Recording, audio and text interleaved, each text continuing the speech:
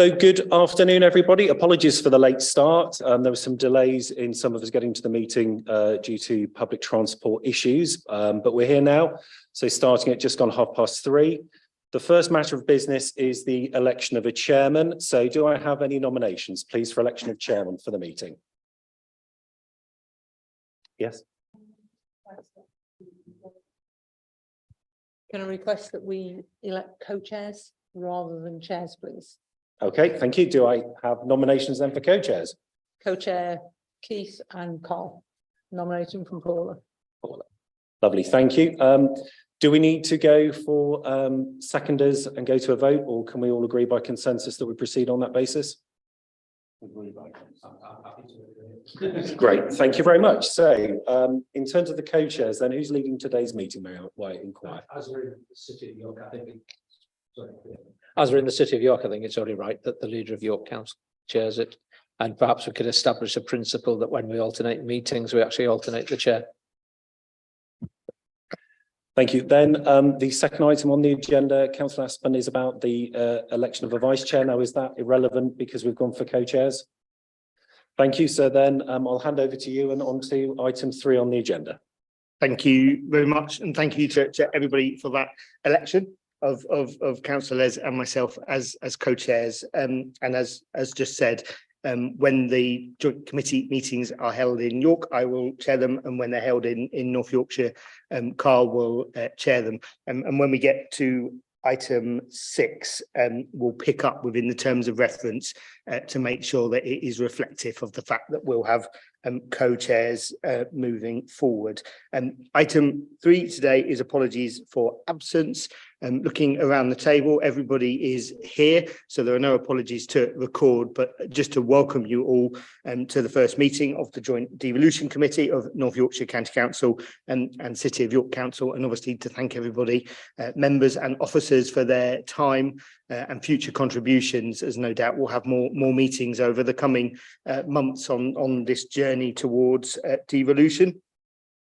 Item 5 is public questions or statements, and I've been advised in advance that we don't have any today.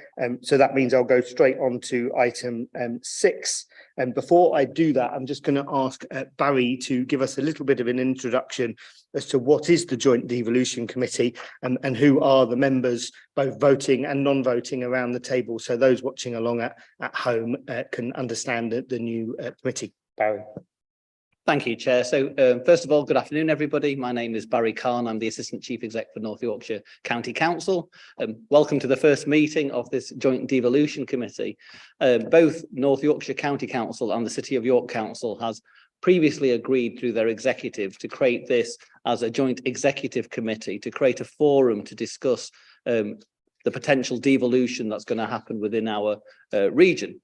So currently, both councils are out for consultation with the public with regards to a devolution deal that's been offered by government.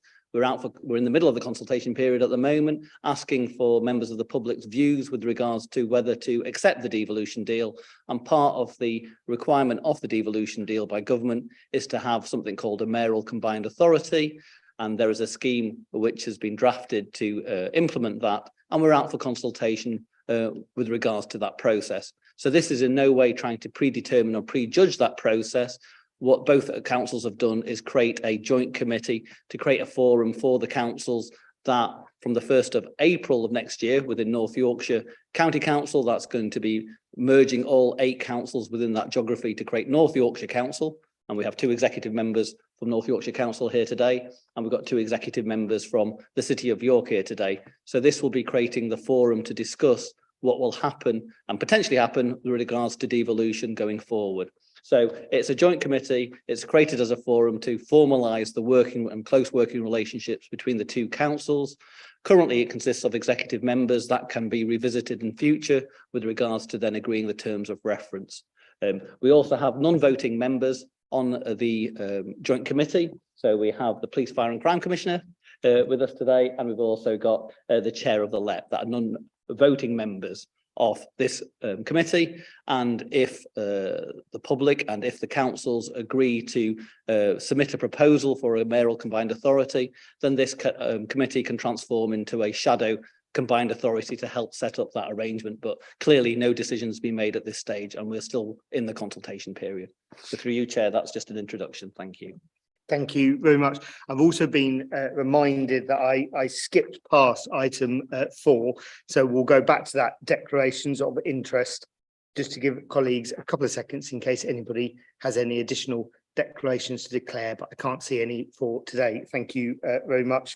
And then just picking up Barry's introduction, just as a plea really for anybody watching to get involved in that consultation on devolution for York and North Yorkshire. As many responses as possible from individuals, groups and businesses would be appreciated, and obviously would help steer that process as we then have those conversations with government. And the deadline for the consultation is the 16th of December, and so there's still a good amount of time to get involved.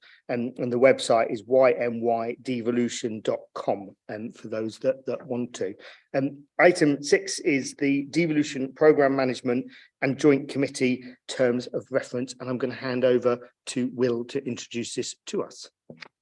Thank you very much. So the report in front of you outlines the brief sort of summary of where we are up to with devolution, and the main item within it is to approve the terms of reference for this joint committee. I won't sort of repeat what Barry's just said in terms of the context of the joint committee, but the terms of reference I set out were the ones which were produced in draft for the executive meetings that went to North Yorkshire County Council and City of York executives in September and October this year. The paper also outlines the basics of the programme management approach that we're taking at the moment, and the work streams that we're working on. Those that work at the moment is obviously doing the essential items that we have to do, subject to the decision that will be taken in February about whether to proceed to submit the consultation responses to government with the scheme. So we expect the programme management approach to develop after that point, if the decision is taken to proceed. The main recommendation within the paper is to approve the terms of reference, subject to any comments that you have at this point. Thank you very much. Thank you. So I'll open that item for any questions or comments from colleagues. Councillor Widdowson. Thank you. I'd just like clarification on it's section 3.2, where the executive members, is it possible to have substitutes that are not executive members? How would we go about if we wish to do that? Barry. Yeah, through you, Chair. So the terms of reference at the moment that have been created have created this as a joint committee of the executive, as it was envisaged that they would exercise executive functions, and that's just a legal way of certain decisions being made. However, I think that's being discussed. If there's a general view that actually you want to widen the remit of this committee, and there's no reason why you wouldn't, then you can make that as a joint committee that exercise both council and executive functions, and therefore you can have other members on it. So it's a very long-winded way of saying, yes, we can do that. We'll just need to go back to each council to approve the amendments of the terms of reference. Thank you very much. Councillor Les. Thank you, Chair. Just to say, I welcome that clarification from Barry, because I welcome the flexibility that gives us. Thank you. Thank you very much. So there's the amendment that would need to be made to the terms of reference that we covered when electing co-chairs, because obviously it would need to be adjusted slightly to just take account of that. And then there's also the potential future amendment of looking at the issue of substitutes. So I think what we are, unless obviously there are any further comments or questions, what we're being asked today is to approve the terms of reference at Annex A, but subject to those two amendments discussed that will come back to the joint committee in the future. So again, I'll just give a couple of seconds. Oh yes, Zoe. Thank you, Chair. So it's just to say, for transparency, and to add to that, we are opening up a line of communication with the government as part of our OPFCC transition work to clarify if we can retain distinct statutory officers within policing and fire, Chair. Thank you very much for that, Zoe. And I know that's referenced under paragraph 5, but again, will be an issue that will come back to the joint committee following that work. So I'll just give a couple of seconds again in case I've forgotten or there are any other questions or comments.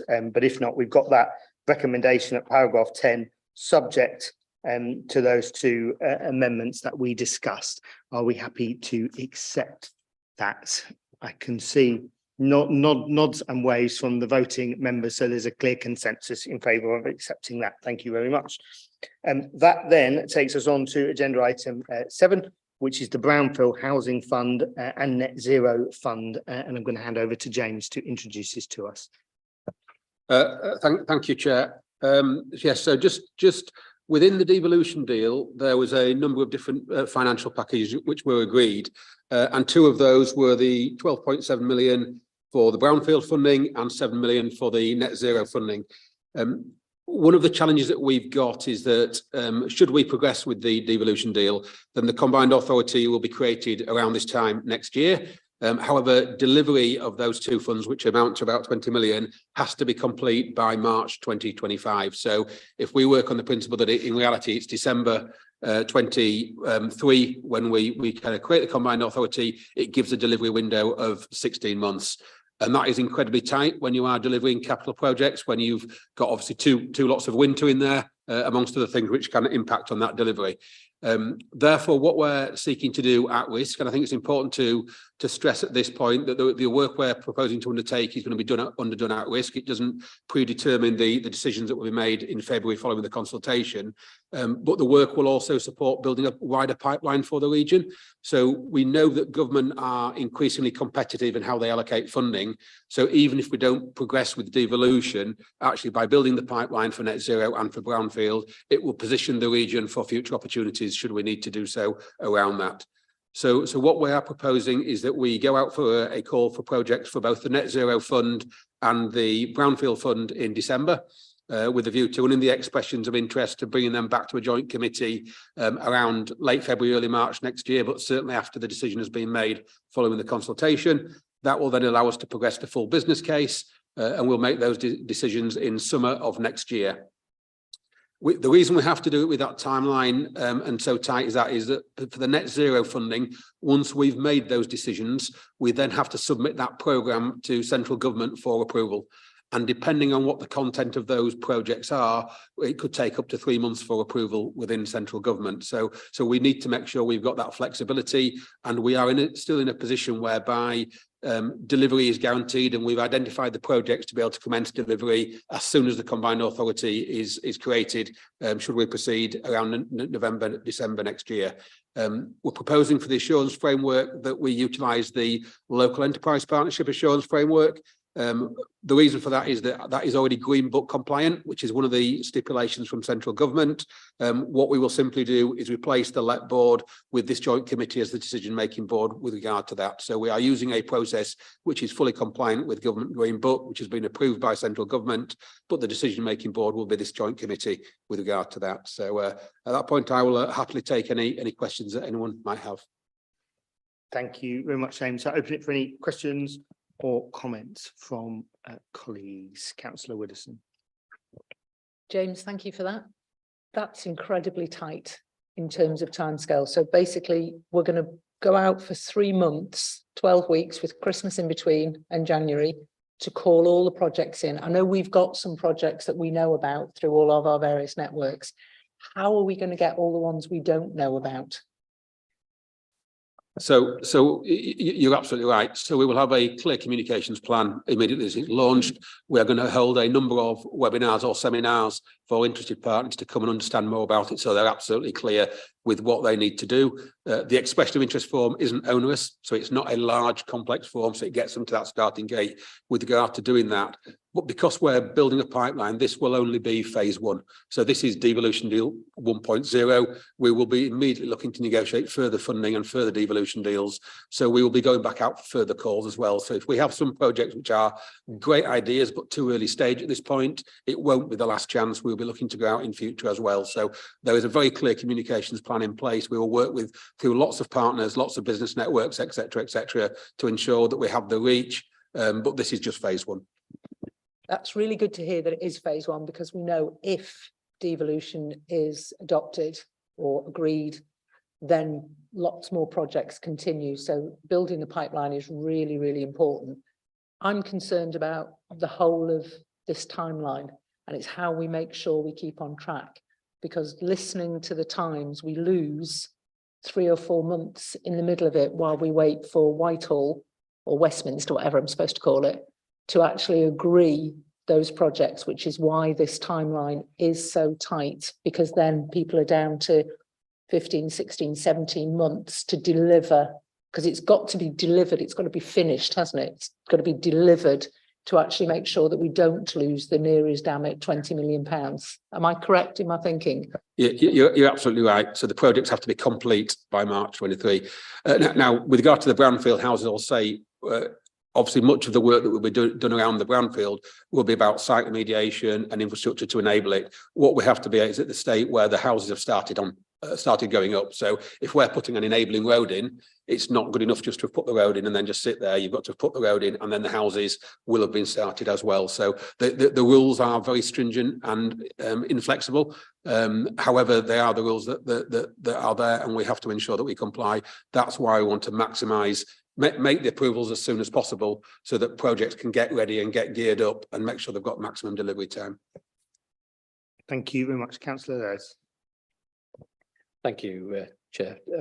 I certainly don't want to be presumptuous because we are out to public consultation, but I am hopeful that the consultation is going to come back in favour of establishing a mayoral combined authority.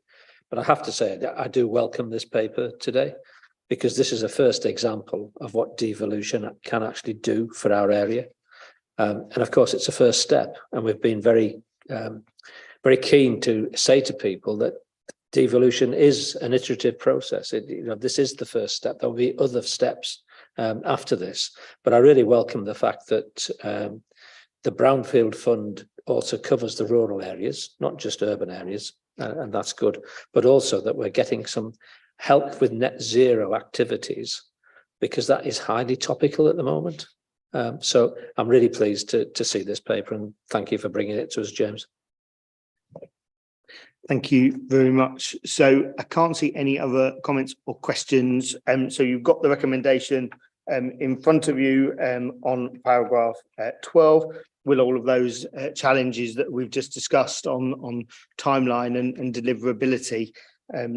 So I've been asked to request a show of hands so that it's clear for the record, and for those that are in favour of accepting recommendation 12, please. So that's a unanimous decision of the voting members. Thank you very much.